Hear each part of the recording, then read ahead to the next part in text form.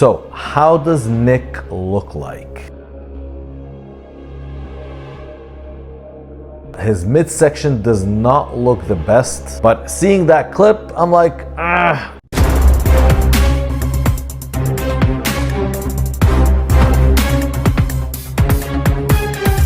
Hey, what's up guys, and welcome to today's episode. Today we're going to be talking about something very interesting. Nick Walker has finally made an appearance after his hamstring injury that prevented him from competing at the Mr. Olympia last year. So how does Nick look like? Let's jump into that right away, and boom. This is what he currently looks like. He honestly looks like he is 2 weeks out of the show. Waist, I find, still kind of remains the same. There is that clip, as you can see here, when he is walking out. His midsection does not look the best, honestly. And I'm a big fan of Nick Walker. I was even predicting, or I kind of, not predicting, but made the argument that he could win the Mr. Olympia, or at least he would have been battling for first place with Derek Lunsford and Hadi Choopan. But seeing that clip, I'm like, I don't know. In the other shots, he looks amazing. His side chest looks incredible. His back shots, he looks like he's 2 weeks out from a show.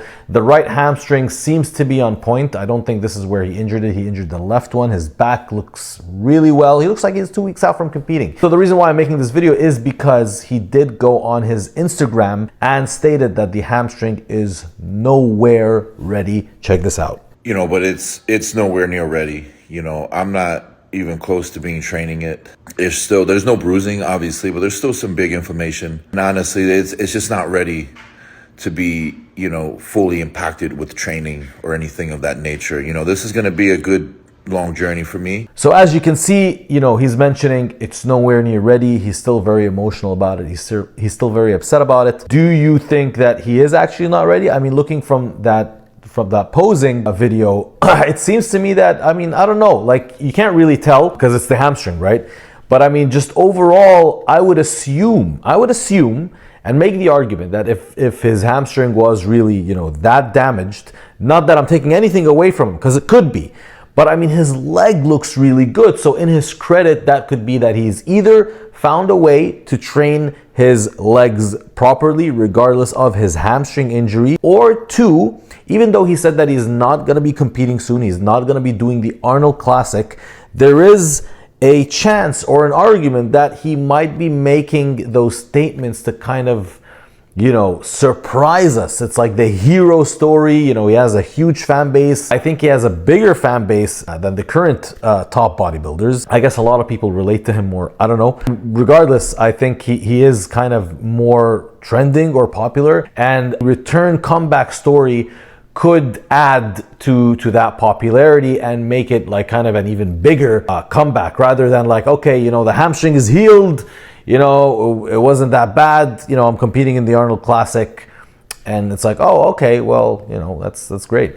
But if it's like, no, there's no way that's gonna heal, he's not gonna compete in the Arnold Classic, we don't know what his future is, and then bam, he shows up in the Arnold Classic and wins that, and it's like, that is a true heroic comeback story. So there is that argument that maybe his hamstring has healed. I don't know. His legs look pretty good. If generally speaking, if my hamstring is like kind of injured or a little bit fucked up, I don't think I'd be able to train legs at all, but his legs look really good. That could be a compliment to his, his insane genetics, or how far ahead he actually was before that injury. Now, let's say if he is still far from healing his hamstring, how would that affect him?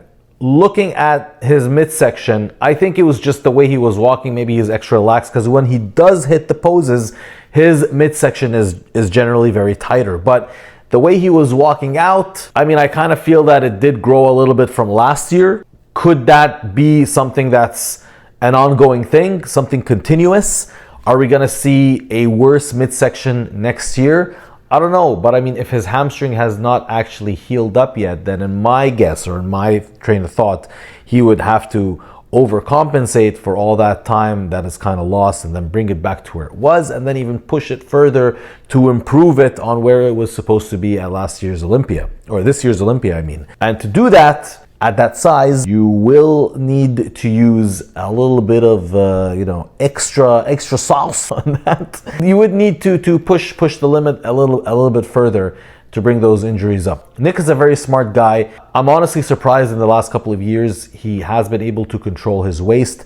That seemed like it was growing at a certain point. So there's that second argument. Now there's one last third thing. Given that we've already seen the new criteria for Mr. Olympia, obviously even in 212, in the open division, they are going for very tight waists. Small, tiny, vacuumed poses. Do you think that that would prevent Nick Walker from winning the Mr. Olympia? He seems very adamant that he is going to win the Mr. Olympia, and Nick has done several things that he's came to do. So when he said he's going to win New York Pro, he won New York Pro. When he said he's going to win the Arnold Classic, he won the Arnold Classic. He's saying he's going to win the Mr. Olympia. So do you think that he is actually going to win the Mr. Olympia and find a way to tackle or maneuver around the new mandates of a very, very small waist? In his front double bicep, I don't see a problem.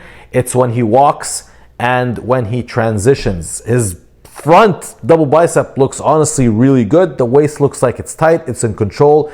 It's just that first walk coming on stage is what kind of worried me. Let me know what you guys think in the comment section. That's the video. Hope you guys enjoyed it. Please subscribe for more content. I will be engaging more in this channel in the coming few days, so your support means a lot to me.